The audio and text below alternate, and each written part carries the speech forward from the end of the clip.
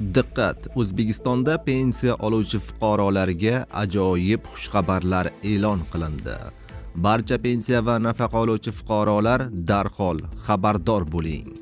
Assalomu alaykum hurmatli tomoshabinlar, tezkor yangiliklardan birinchilardan bo'lib xabardor bo'lishni istasangiz, videorolik ostiga like tugmachasini bosib, kanalimizga obuna bo'lishni unutmang. Tezkor xabar: O'zbekistonda 2025-yil mart oyida pensiya to'lovlarini naqdsiz shaklda oluvchilarga mablag'lari to'liq moliyalashtirib berildi. Bu haqida pensiya jamg'armasi xabar berdi.